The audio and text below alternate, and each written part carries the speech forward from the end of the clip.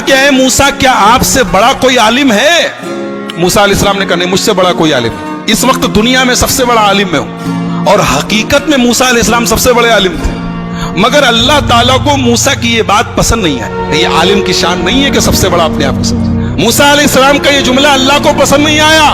अल्लाह ने कहा है मूसा, हमारा एक बंदा है, उसके पास तुम जाओ, उसके पास वो इल्म है जो तुम्हारे पास है। मूसा अलैहिस्सलाम ने कहा अच्छा, उसके पास वो इल्म है जो मेरे पास नहीं है, ठीक है, मैं जाता हूं उसके पास, सीखता हूं उससे। कहां मिलेगा वो? अल्लाह ने कहा वो तुम्हें मिलेगा मजमाउल बहरैन पर, जहां दोनों दरिया आपस में मिलते हैं, वहां चले जाओ, वहां तुम्हें वो आदमी मिलेगा। चुनांचे हजरत मूसा अलैहिस्सलाम ने अपने साथी हजरत यूशा इब्न नून को लिया और पहुंचे वहां पर। वहां पे हजरत खिजर से मुलाकात हुई। हजरत खिजर कौन थे? सही बात यह है कि ये अल्लाह के नबी थे और अल्लाह ताला ने उनको एक मखसूस इल्म दिया था कि जब कोई इंसिडेंट होता था, कोई वाकया होता था, तो उस वाकये के पीछे क्या होने वाला है, उसका अंजाम क्या होने वाला है, वो भी अल्लाह उनको बता देता था। तो जब हजरत मूसा पहुंचे उनके पास, तो बड़े अदब से कहा कि हजरत, मैं आपके पास आया हूं, आपसे कुछ सीखना चाहता हूं, क्या आप मुझे इजाजत देते हैं, मैं आपके साथ थोड़ा वक्त गुजार सकता हूं?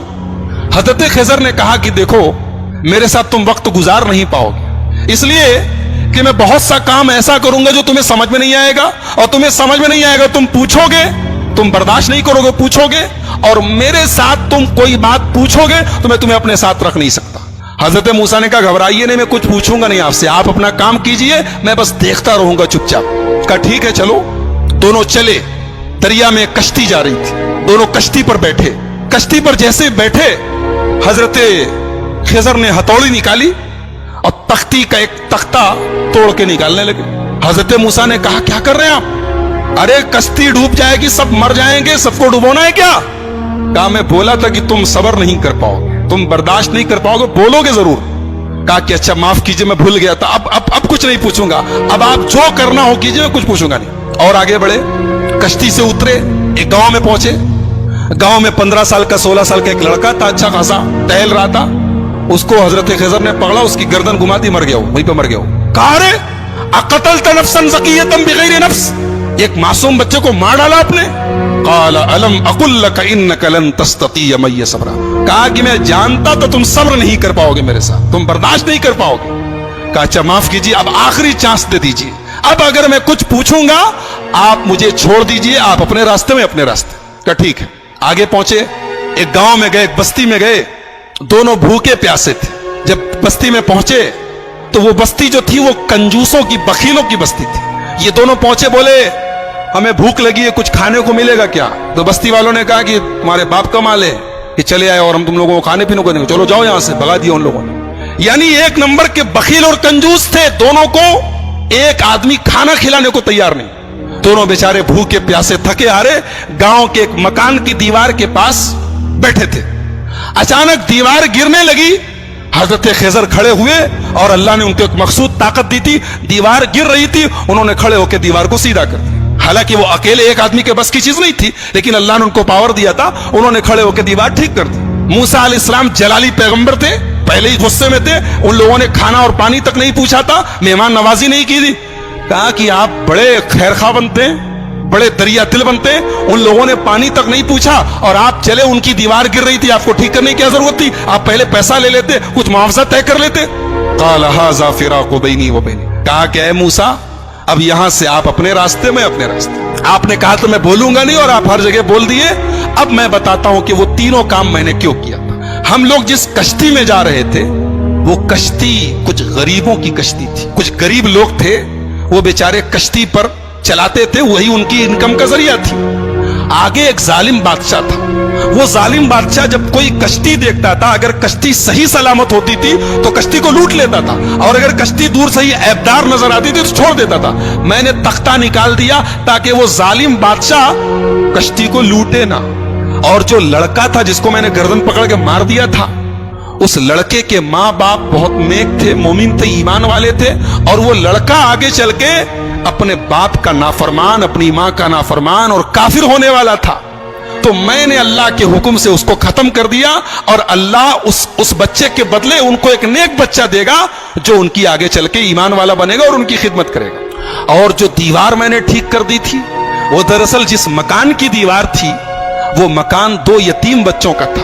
उनका बाप जब मरने लगा तो उसने अपनी सारी जमा पूंजी, बच्चे छोटे छोटे थे, सारी जमा पूंजी अपने मकान की एक दीवार के नीचे दफन कर दिया। और वो बच्चे बेचारे अभी छोटे छोटे थे, यतीम बच्चे थे। अगर दीवार गिर जाती तो वो बस्ती जो थी, गांव वाले 1 नंबर के हरीस और लालची और बखील लोग थे, हमें एक गिलास पानी तक नहीं पूछा, वो दीवार के नीचे का सारा खजाना लूट लेते और वो बेचारे यतीम बच्चों का हक मारा जाता। तो अल्लाह के हुक्म से मैंने दीवार को ठीक कर दिया ताकि जब बच्चे बड़े हो जाएं तो फिर अल्लाह ताला उनके बाप का खजाना उन्हें पहुंचा दे। और अल्लाह ने ऐसा क्यों किया? इसलिए कि उन दोनों बच्चों का जो बाप था वो बहुत नेक था। नेक बाप की औलाद परेशानी में पड़े ये अल्लाह ताला ने पसंद नहीं किया। अगर बाप नेक है तो औलाद की अल्लाह मदद करता है। एक नुक्ता यह मिला कि अगर आदमी नेक हो तो उसके मरने के बाद भी उसकी औलाद को फायदा पहुंचता है, ये इस आयत से पता चला। बहरहाल ये हजरत खिजर का वाकया था, हजरत मूसा का वाकया कुरान करीम के 15वें पारे के लास्ट में और 16वें के शुरू में यह वाकया बयान किया गया। मूसा अलैहिस्सलाम की जो कौम थी, अल्लाह ने बहुत इनाम उनके ऊपर किया। इनके ऊपर आसमान से खाना उतरता था, इनको भूख लगती थी, खाना उतरता, मन्नो सलवा। पानी की जरूरत पड़ी, मूसा अलैहिस्सलाम ने लाठी को जमीन पे मारा, जमीन से चश्मा बहने लगा। इनको धूप बहुत तेज लगी, आसमान में बादल का साया आ गया। लेकिन जितनी अल्लाह ने इनको सहूलत दी, आराम दिया, उतनी ही ये कौम नाफरमान हो गई। जब फलस्तीन करीब आ गया तो मूसा अलैहिस्सलाम ने अपने साथियों से कहा, बनी इसराइल से, कि चलो हम फलस्तीन में चलें और वहां पे एक जालिम लोगों की हुकूमत है, अमालेका की हुकूमत है, हम उनसे जिहाद करें, उनसे लड़ें। तो मूसा अलैहिस्सलाम के साथियों ने कहा, अरे वो लोग बहुत पावरफुल लोग हैं, हम लोग उनसे लड़ नहीं सकते, उनसे लड़ने की ताकत हमारे अंदर नहीं है, आप जाइए, आपका रब जाए। इज़हब अंत व रब्बुका फकातिला, ऐ मूसा तुम जाओ, तुम्हारा रब जाए और दोनों जाके लड़ाई करो, हम लड़ने वाले नहीं। ये हाल था बनी इसराइल का। ऐसे ही नहीं हम लोग सूरह फातिहा में पढ़ते, गैरिल मग़ज़ूबि अलैहिम वलद्दालिन, ऐ अल्लाह उनके रास्ते पर नहीं चलाना जिनके ऊपर तेरा गजब उतरा। अल्लाह ने इसको जितना नवाजा था, इस कौम ने उतनी ही नाफरमानी और उतनी ही बदकारी की। सोचिए अल्लाह की कितनी बड़ी गुस्ताखी है, रसूल की कितनी बड़ी गुस्ताखी। कह रहे हैं मूसा तुम जाओ, तुम्हारा रब जाए, तुम लड़ो, हम नहीं लड़ेंगे। और दूसरी तरफ हमारे प्यारे नबी जनाब मुहम्मदुर रसूलुल्लाह सल्लल्लाहु अलैहि वसल्लम जब ग़ज़वा बद्र के मौके पर अपने सहाबा से मशवरा करते हैं, अपने सहाबा से मशवरा करते हैं और अपने अंसारी सहाबा से पूछते हैं कि तुम लोग क्या करोगे? तो अंसारी सहाबा कहते हैं, अल्लाह के नबी, हम कोई मूसा के साथी थोड़ी हैं जो कह दे कि आप जाइए, आप लड़िए, हम बैठे रहेंगे। आए अल्लाह के नबी, अगर आप समुंदर में उतरने कहेंगे, आपके सहाबा समुंदर में उतरने को तैयार है। इसीलिए हमारा ईमान है कि दुनिया में जितने नबी आए, जितने रसूल आए, सारे रसूलों में सबसे बेहतरीन सहाबा, सबसे बेहतरीन साथी अगर किसी को मिले तो हमारे प्यारे नबी मुहम्मदुर रसूलुल्लाह सल्लल्लाहु अलैहि वसल्लम को। तो इन लोगों ने कहा कि मूसा आप जाइए, आपका रब लड़े, हम नहीं लड़ेंगे। अल्लाह ने सजा नाजिल की कि अब 40 साल तक तुम लोग फलस्तीन को फतह नहीं कर सकते, अब 40 साल तक इसी सहरा में तुम घूमते रहो, इसी में परेशान रहो। और उसी 40 साल के दौरान हजरत मूसा का इंतकाल हो गया। बाद में उनके जानशीन बने हजरत यूशा इब्न नून और उनके दौर में फलस्तीन फतह हुआ और फलस्तीन पर फिर बनी इसराइल का कब्जा हुआ।